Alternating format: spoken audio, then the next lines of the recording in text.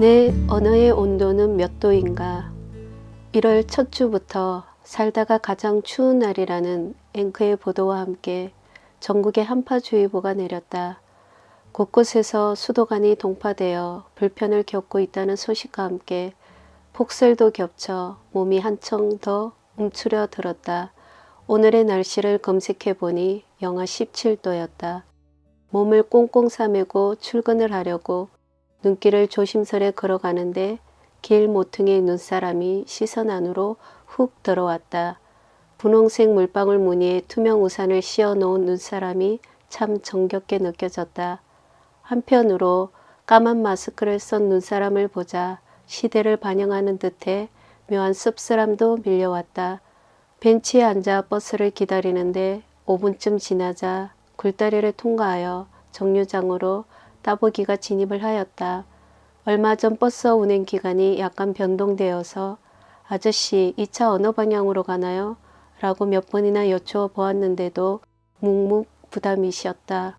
답답한 마음에 조금 더 큰 소리로 재차 대묻자 편말 보지 못했어요? 못 간 방면으로 되어 있잖아요. 라며 신경질적으로 마지못해 답변을 하셨다. 평소에도 밝게 안녕하세요. 고맙습니다. 수고하셨습니다. 라고 인사를 먼저 해도 아무런 답변을 하지 않았던 기사 분위기에 그러려니 했지만 오늘따라 마음이 싸늘하게 식었다. 따뜻하고 복된이라는 의미를 지닌 버스인데 기사분은 투명스럽다 못해 추운 날씨만큼이나 너무 차가웠다. 곧이어 포동 방면으로 가는 버스를 올라타는데 기사분께서 어서 오세요 라고 인사를 반갑게 하셨다. 말에도 나름의 따뜻함과 차가움이 있다는데 같은 기사분임에도 불구하고 언어의 온도가 너무나 달랐다. 이기주 작가가 쓴 언어의 온도에 나오는 글귀이다. 말과 글은 머리에만 남겨지는 게 아닙니다. 가슴에도 새겨집니다. 마음 깊숙이 꽂힌 언어는 지지 않는 꽃입니다. 우린 그 꽃을 바라보며 위안을 얻기도 합니다. 텍사스 주립대 심리학과 연구진들의 연구 결과에 따르면 남녀 모두 하루에 약 16,000개의 단어를 사용한다고 한다. 우리는 하루에도 수많은 단어를 사용하며 말을 이어간다. 우리는 말을 통해 상대방에게 자신의 흔적을 새겨놓는다. 그 흔적이 가슴에 따스함으로 다가오기도 하고 마음을 싸늘하게 하는 날카로운 빗으로 남기도 한다. 다정한 말 한마디가 사람을 살리고 부주한 말 한마디가 싸움의 불씨가 되기도 하고 말로 다친 상처가 칼에 벤 상처보다 더 깊고 오래가는 법이다. 현 시대는 코로나 팬데믹 현상으로 온도에 굉장히 민감하다. 관공서나 병원이나 음식점이나 어디에 들어가려면 출입구에서 의뢰 온도를 체크한다. 성전에 들어설 때도 예외는 아니다. 어디서나 먼저 체온부터 재는 게 일상이 되어버렸다. 사무실 입구에 들어서는데 내 언어의 온도는 몇 도일까 하는 물음표가 던져졌다. 돌아보며 무뚝뚝하고 차가운 말로 주변을 얼어붙게 한 일이 참 많은 듯하다. 따뜻하고 빗댄 언어로 주변을 환하게 밝힐 수 있으면 얼마나 좋을까. 한창 정치활동을 왕성하게 하던 루스벨트는 39세 때에 갑자기 소아마비에 걸려 보행이 곤란해졌다. 그는 다리를 세 부치에 고정시킨 채 휠체어를 타고 다녀야 했다. 절망에 빠진 그가 방에서만 지내는 것을 아무 말 없이 지켜보던 아내 엘레나 여사는 비가 그치고 맑게 갠 어느 날 남편의 휠체어를 밀며 정원으로 산책을 나갔다. 비가 온 뒤에는 반드시 이렇게 맑은 날이 옵니다. 당신도 마찬가지예요. 뜻하지 않은 병으로 다리는 불편해졌지만 그렇다고 당신 자신이 달라진 건 하나도 없어요. 여보, 우리 조금만 더 힘을 냅시다. 아내의 말에 루스벨트가 대답했다. 하지만 나는 영원한 불구자요. 그래도 나를 사랑하겠소? 아니 무슨 그런 섭섭한 말을 해요. 그럼 내가 지금까지는 당신의 두 다리만을 사랑했나요? 사랑이 담긴 따뜻한 말 한마디의 격려는 루즈벨트의 인생을 바꾸어 놓았다. 아내의 말에 용기를 얻어 장애인의 몸으로 대통령에까지 당선되었다. 1925년 6월 아프리카 중부지방 일대에는 무서운 전염병 이질이 퍼지기 시작했다. 이 병에 걸린 사람들은 높은 열로 신음하면서 피똥을 줄줄 쏟다가 심하면 말 한마디 못하고 탈진해 죽어갔다. 열대 지방에서의 이질은 전염의 힘이 엄청나게 강했다. 슈바이처는 원주민들에게 방역 수칙을 철저하게 일러주며 손을 깨끗이 씻으라고 권면했다.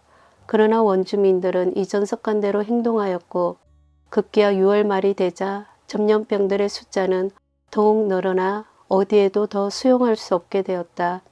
크게 낙심한 슈바이처는 내가 바보였어. 이런 야만스러운 사람들 앞에서 내가 의사가 되겠다고 나서다니 라고 말을 하였다. 그때 옆에서 지켜보던 조수 요세프가 말했다.